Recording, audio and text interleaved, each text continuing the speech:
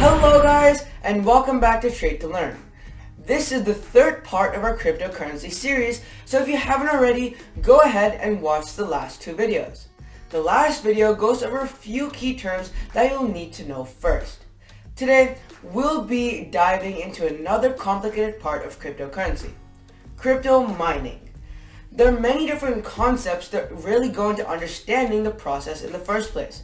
So to start off, what exactly is crypto mining in the first place? Most people think of crypto mining simply as a way of creating new virtual coins. But crypto mining also involves validating cryptocurrency transactions on the blockchain network and adding them to the distributed ledger. In order to ensure that only verified crypto miners can mine and validate transactions, a proof of work consensus protocol has been put into place. Proof of work also secures the network from any external attacks.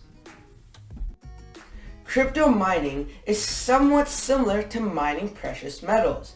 While miners of precious metals will unearth gold, silver, or diamonds, crypto miners will trigger the release of new coins into circulation.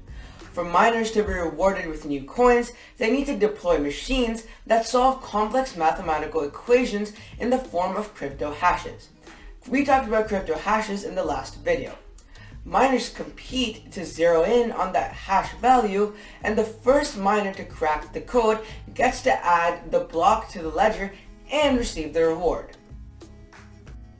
Using this hash function, peers on the network are easily able to verify whether certain blocks are valid or whether the miners who validated each block properly solved the hash to receive the reward.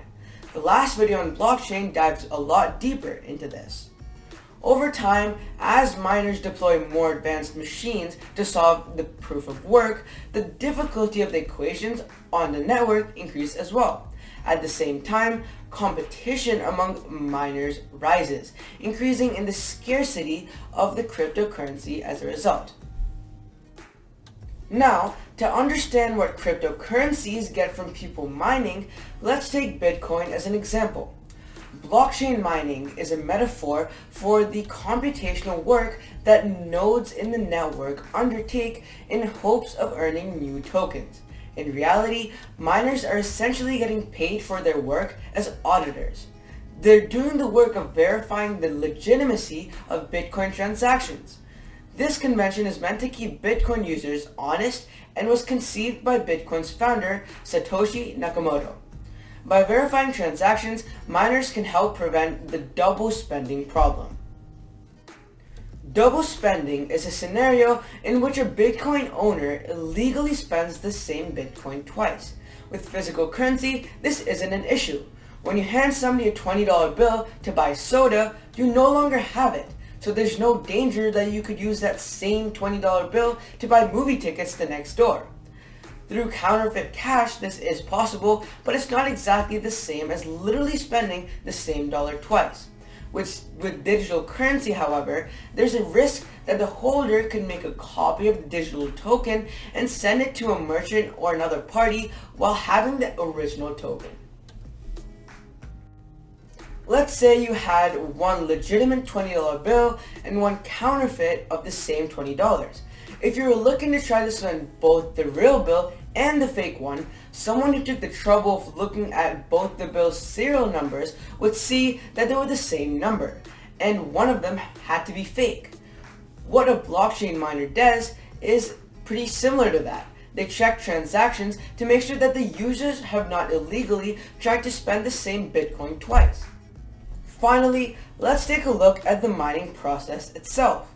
So, have you ever heard of a hexadecimal number? I'm guessing not. But here's an example. The number above has 64 digits. Easy enough to understand so far. As you probably noticed, the number also consists of letters.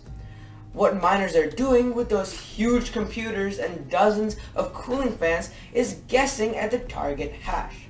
Miners make these guesses by randomly generating as many nonces as possible and as quickly as possible.